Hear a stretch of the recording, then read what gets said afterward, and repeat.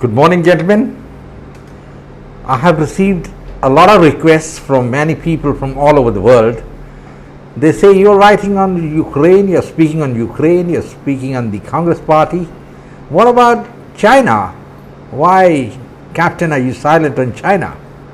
Well, gentlemen, I have made videos on China earlier also, and I'm going to make one more. And this one I'm going to make and discuss with you the genesis of the border problem with China. India, as you know, has got a very big border problem with China, spread over almost 3,300 miles. That's a very big area, and we have a contagious border, and that is rife with problems. Rife with problems in the sense the Chinese don't recognize it, India says recognize it. So what's the solution? How did this come about? Now let's look at it in a historical perspective. And the historical perspective is that India and China were divided by a massive Himalayan range, that is the Himalayas, which has the tallest peak in the world, Mount Everest, at 29,141 feet, and another dozen peaks which are over 25,000 feet high. That is something which the world has never seen. Now that is the point to be noted. So in other words, it was an impregnable border, an impregnable line. Only during 2 or 3 months in a year, the border passes in the Himalayas would open up for some trade, border trade between the tribes on the Tibetan side and the Indian side. That's all. There were no people-to-people contract. And one thing about China, let us understand, China has always claimed Tibet as part of China. Always. But the point to note is that when the Chinese central authority was weak, Tibet had an autonomous regime. They were looking after their own affairs, and when the central government was strong, they incorporated Tibet as part of China. So there were two facets which continued, and in any case there was no people-to-people contact between Tibetans and Indians or Chinese and Indians, because the Himalayas in those days were the impregnable barrier. They could be crossed. Now we come to another point, and the other point is there were certain areas contagious to Tibet which were actually part of Tibet, that is the Aksai Chin and the Northeast Frontier Agency, which the British called, which were really part of Tibet. And there is no record in history for the last 4,000 years whether any Indian king or emperor, whether it was Ashok, Kanishk, Chandragupta, anybody, or even Aurangzeb, ever had control over these areas. They never had any control over the areas like Aksai Chin and the lower Tibet, which we say is Arunachal Pradesh. This state of affairs continued for nearly 4,000 years, and that's a fact. The Mahabharata and all the Ramayana do not talk anything about these border areas which many claim were never part of India, and that's a fact. But the question is, you can't live in the past. They say this was not Indian territory, so it doesn't become one now. Because about 125 years back, the British in India decided the time had come to see that they were made the paramount power in Asia. In 1842, 1856 and 1900, they had 3 wars with China, and the last being the Boxer Rebellion, which the British and the European powers crushed with great force, and the men they used were the soldiers of the British Indian Army. That's a fact. Now, China then became very weak after the Opium Wars and the Boxer Rebellion, and the British were able to get tremendous concessions in China, including the other European powers, and Hong Kong was taken over by the British, and they had special privileges in Shanghai and so many other places. And of course, the British could have colonized China. They didn't want to. The European powers didn't want to colonize China because there were such insurmountable problems in ruling that country that they thought it better to have our privileges have our fun and continue. But at the same time, they were very, very possessive about the Indian Empire, which is the jewel in their crown. And they wanted that the northern borders of India should be sanctified, should be delineated. And hence in 1903, I think it was Lord Curzon, he authorized an expedition to be led by Brigadier Younghusband, the British officer, to move into Tibet and attack Tibet and capture Lhasa. In 1903, this force moved across from Sikkim into Tibet by the shortest route to Lhasa. They were met by a motley Tibetan force which was armed with some muskets and others, and obviously there was no match for the troops of the British Indian Army, which were mostly Sikhs, and the Tibetans had a first taste of a foreign force invading them.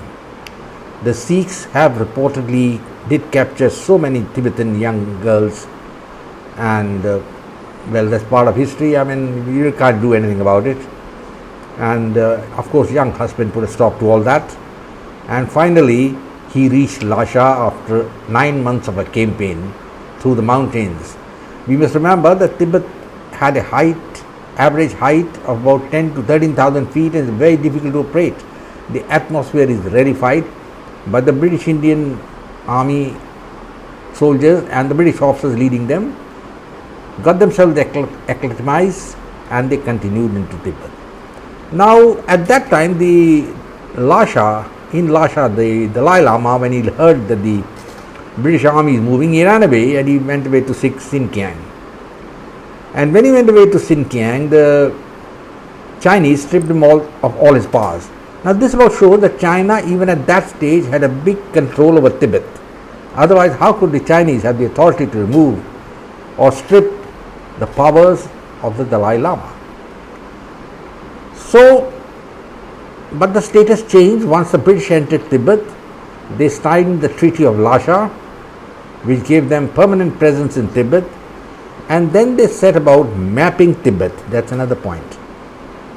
Even earlier they had been mapping Tibet, and they had sent 2 Indian explorers named Chain Singh and another gentleman, I think Kain Singh. They went into Tibet, explored the region, and brought back valuable information for the British. Then there was another explorer called Johnson who carried out a survey of the entire Ladakh region, and his maps were presented to Henry McMahon, who was the chief secretary at that time of the British in India. And the British then decided that the time had come to demarcate the northern border, and they incorporated the entire Aksai Chin as part of the British Empire. They also incorporated the Northeast Frontier Agency, that is the Arunachal Pradesh, which we call now, as part of the British Empire, and Tawang was incorporated into the empire as well. And they wanted to put this entire border under a legalistic cover, and they held a conference in 1913, which is known as the Shimla Conference, in which they called the representatives from the Tibetan Dalai Lama and the ruling dynasty from Beijing to Shimla, and the conference took place. And in that conference, the British gave a fait accompli to the Chinese and the Tibetan delegates. And what was that? They said, we will recognize only the McMahon line, which was named after Henry McMahon, as I told you, who was the chief secretary of the Indian government, as the dividing line between Tibet and India in the east. In the west, they said it will be the Johnson line, which had been demarcated by the explorer Johnson, and they had said this will be part of the British Empire. At that time, the Tibetan representative agreed, but the Chinese did not. He just initialed, and when he went back to China, the Chinese delegate was dismissed by the emperor there, and China refused to ratify the agreement, that is the 1913 agreement. Later, Tibet also backtracked, but they were not that forceful. But the British, believing in the age-old adage, might is right, and as they had all the aces in Asia, they made the northern border a de facto border between India and Tibet. They recognized that Tibet would be an autonomous region, and they told the Chinese in so many words. However, they agreed that China could have some suzerainty over Tibet. Now, this was a dichotomy which has not been explained, but the fact remains that the British had a big say in Tibet at that time. They set up their own trade representative and embassy, or what do we call it, diplomatic representative in Lhasa, and they also had, as per the treaty, the right to maintain troops at a number of places in Tibet. So this stage of affairs continued after the First World War also, and Tibet was an autonomous kingdom at that time, ruled by the Dalai Lama, and everything seemed to be going smoothly. Because at that time the British didn't know that they would have to leave India after they had won a Pyrrhic victory against Hitler. They didn't know that. So, but anyway, ultimately, just within 2 years of the end of the war, the empire collapsed and the British vanished from India. Gentlemen, the point which I am making is that the British had demarcated the border, but they had demarcated it only on the map. On the ground nothing was done, and the line drawn by McMahon with a pen was at least equivalent to about 5 kilometers on the border. So somebody's got to sit down and demarcate it, which is the border. And this, the British didn't feel necessary at that time because the Tibetans were not agreeable to it, and the British were the paramount power. They're not really bothered. They said if the Tibetans create some problem or the Chinese create a problem, we'll just bloody pulverize them. So the crux of the issue, which the famous Indian political thinker Chanakya said, is that everything can be arranged through military might, and this is what the British believed in. And it's a sad occurrence that the Indian prime ministers who came after 1947 didn't believe in that adage, and they lost at every point with China. Now, when India inherited the Raj, I say inherited in the sense that the British actually gave India independence by an act of the British Parliament, which was approved by both the houses, that is the House of the Commons and the House of the Lords. Now that's a fact. India didn't win any independence by a physical fight, but there was a semblance, an undercurrent of violence, and that was what frightened the British, because Subhash Chandra Bose had started what is known as the Indian National Army, where Indian troops defected to the Japanese and the Germans and fought against the British.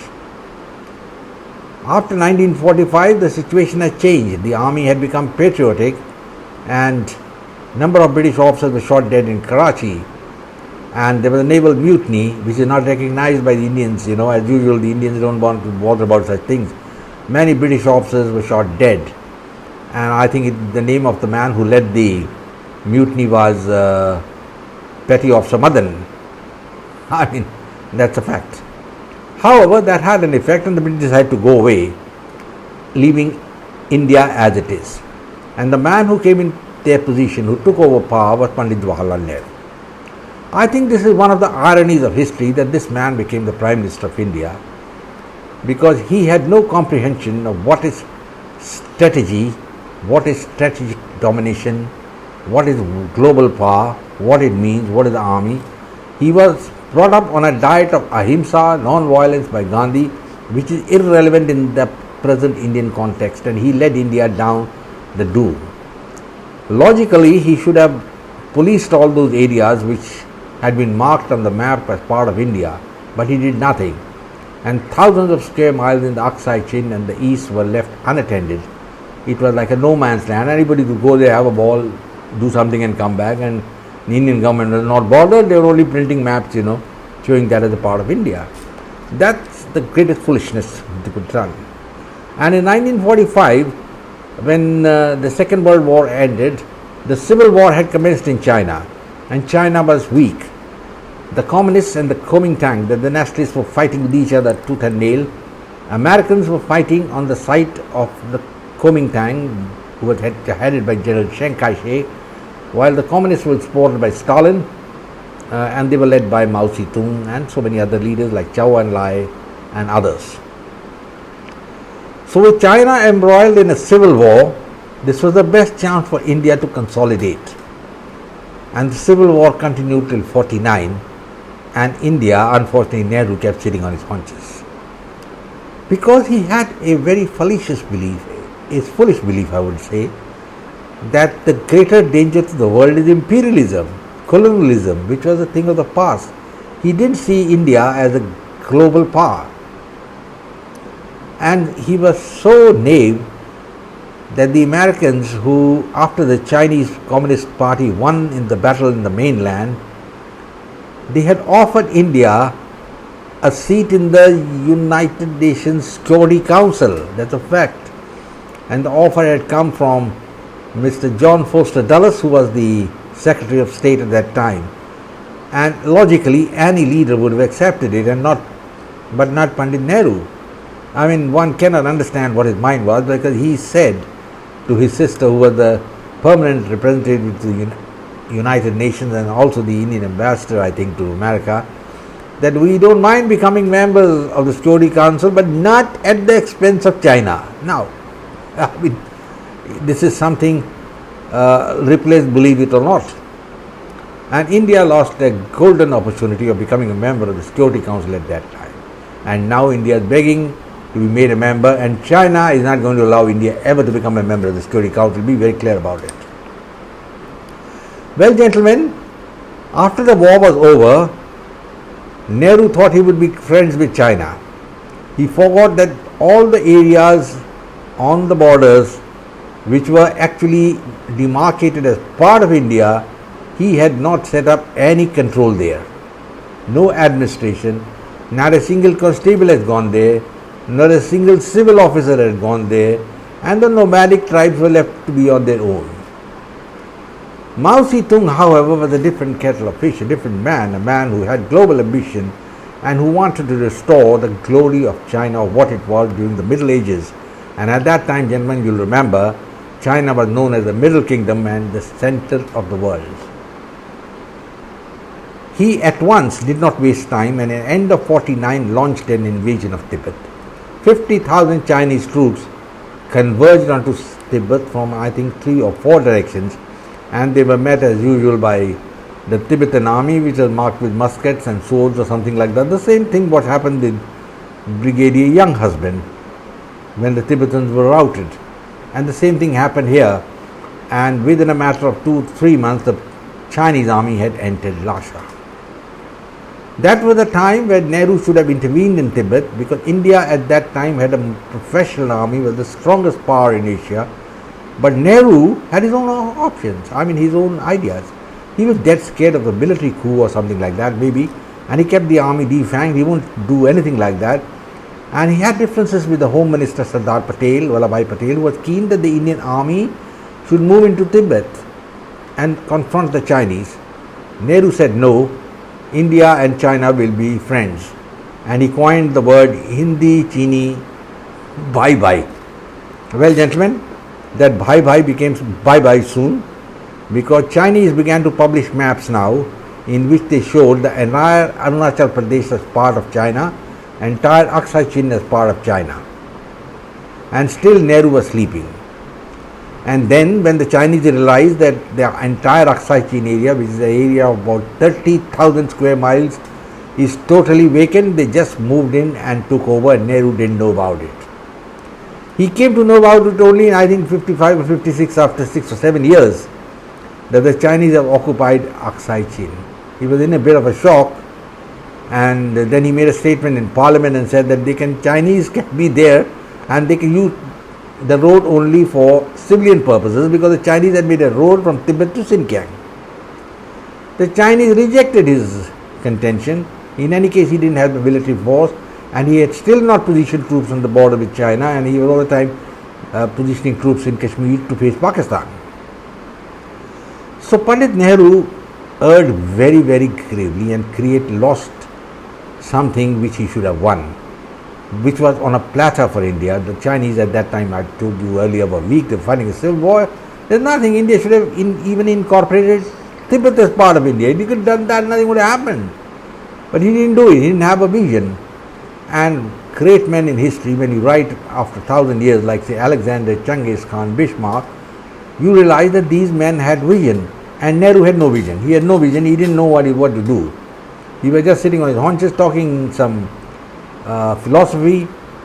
And there's a record that in 1948 or 49 he went to America, had a meeting with President Truman, and he was lecturing Truman on colonialism and other things, and Truman just listen and just nod his head. He realized, Truman, that this man is totally nuts. The only thing I can say about it. Nehru came back and thought he's the great third world leader, and despite being told that the Chinese have occupied all these areas, he allowed the import of rice for the Chinese army from Calcutta. I mean, people don't know about it, but that's a fact. Because the Chinese couldn't get rice directly from the mainland to Tibet, and they were sending rice through the port of Calcutta to Tibet. At the same time, Nehru visited China, I think 54. He met Mao Zedong and we talked about Hindi Chini Bhai Bhai, and then he signed a Panchsheel agreement, a 5-point agreement with China as to how our relations would go forward. Chinese were very clever, they been clever all the time, so they signed, but they knew they weren't going to honor anything. In the meanwhile, Nehru had just learned that the Indian army has done nothing, he didn't do anything, and they have taken the entire Aksai Chin and they are claiming vast areas of Nepal.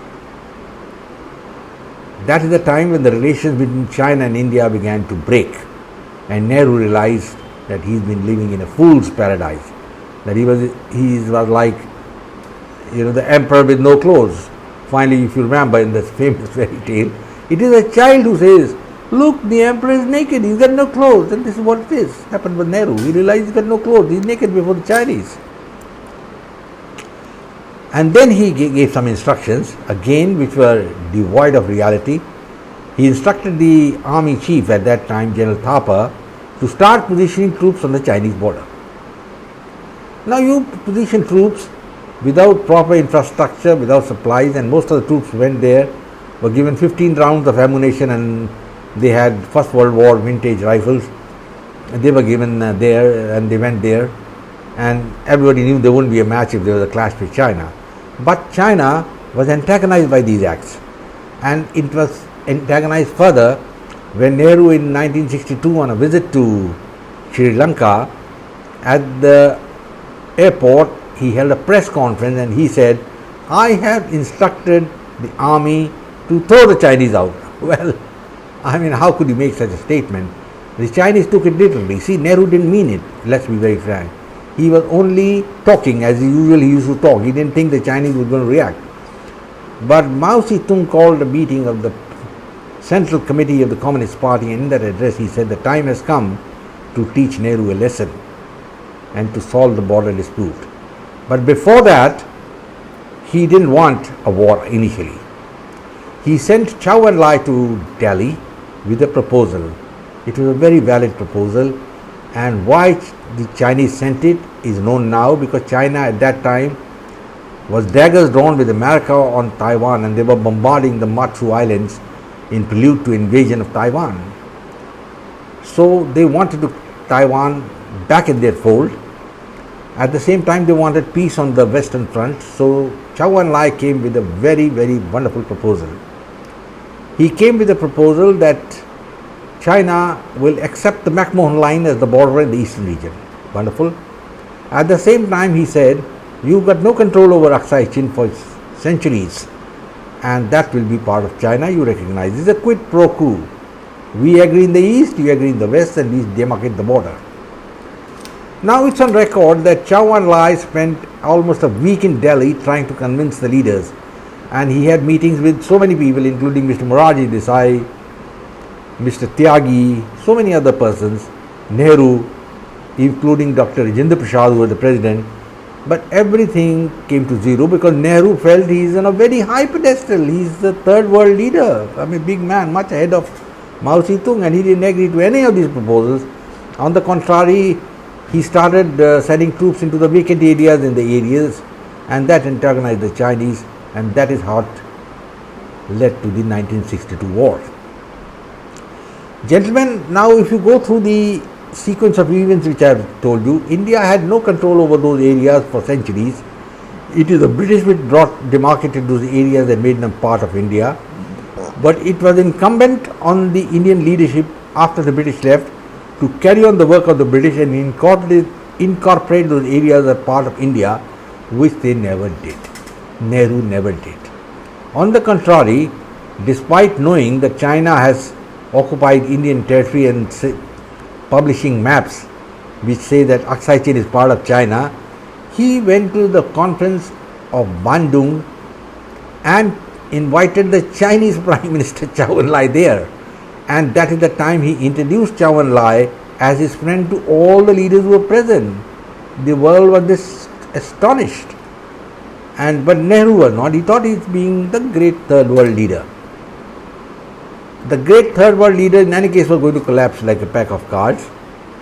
So when he came back from the Bandung conference, he realized that he is being led on the garden path, but he couldn't backtrack. He didn't want to come openly into the open and say, well, I've committed a mistake, but I want to now fight, because he did not still build up the army. He did not beef up the border. And the Indian General Staff is also guilty. Now, despite so many people saying that Timaya did this thing, Karyappa this thing, the fact remains the Indian General Staff had no idea that China would attack India. No idea about the northern border. Their entire thinking was focused on West Pakistan. They didn't even have a plan to occupy East Pakistan. There was nothing. And that is the saddest part of the whole thing, that the Indian General Staff never advised Nehru properly. Maybe if Thimaiya or Thapar had advised Nehru, something might have happened, but they didn't do it. And then we had this General Thapar, and he was, I think, one of the men who should be completely obliterated from the pages of Indian history. He was a man who didn't know what is happening. And he just said, yes sir, 3 bags full to Nehru. That is the way things were. So, gentlemen, then there was the Intelligence Bureau Chief, Mr. Malik. He was feeding Nehru all false information that China will not attack India, China is India's friend. Now, what axe this man had to grind, I don't know, but this is what information he was feeding to Pandit Nehru. And Nehru was lapping up because he wanted to hear such information. Nehru never thought there would be a border clash with China. At the same time, he continued publishing maps showing Aksai Chin as part of India and also the entire NEFA as part of India, despite rejecting the Chinese offer to recognize the eastern border. So it's not understood what happened. Ultimately, the Chinese expelled the Indian ambassador or representative and others from Lhasa. They were thrown out, and till date they haven't been allowed to go back. Despite India's request that we be allowed to have a legation there, Chinese said, no sir, we don't want you, you're not going to be allowed into Tibet at all. They're so scared of what may happen in Tibet. At that time, even the Americans allowed Tibet to fall in the hands of the Chinese, and that is another sad story, because at that time, I don't know what was happening. The American leadership, Eisenhower and party, they were just interested in containing China, that's about all. They forgot about Tibet totally, because Tibet was inaccessible. They expected India to do something, and if India had done something, maybe the Americans might have, but nothing happened. India didn't do anything on Tibet. Allowed Tibet to fall into the Chinese lap like a ripe plum. And also, you see the other blunders. He'd been offered a seat in the Security Council. He said no. He didn't do anything. And unfortunately, the people now are talking of Nehru as a great leader, Democrat, this thing, that thing. I think he is the bane of India, and he is the man who has led India down at every stage. Gentlemen, on 20th October, I think then the Chinese were pretty fed up with the Indian approach. They mounted an offensive 80,000 Chinese soldiers attacked on 4 fronts, and the Indians had about 12 to 15,000 soldiers facing them, and each of them had 15 rounds of ammunition, and they fought well, like to the man. But that's about all. Fought to the men, because 3,000 Indians died in that battle, and the blood of those 3,000 innocent soldiers is on the hands of Pandit Jawaharlal Nehru. You can't deny that. It's the saddest part that people still talk of him as a great leader. I don't think there was anything great about him. He led India into an abyss of no return. Gentlemen, this is the genesis of the border, and it continues now. India has been slowly ceding more and more territory to China, as the Chinese have been doing what is known as salami slicing and taking away territory. At the same time, they are now claiming the entire Arunachal Pradesh. They have forgotten about their offer of recognizing the McMahon line. They don't want to recognize it now. They have named places in Arunachal Pradesh with Chinese names, Tibetan names, and they claim this entire area was Lower Tibet. Aksai Chin is already in their grip. Gentlemen, we'll have to wait and see. Now I will make the second video after this, in which I will discuss how a war between India and China is definitely going to take place. Definitely, and let us see what will be the result. But gentlemen, before I go forward, I request you to subscribe to my channel, share it with your friends, and come back for more. Right? I will close now and say, Jai Hind, glory to India. Bye bye, God bless, and take care.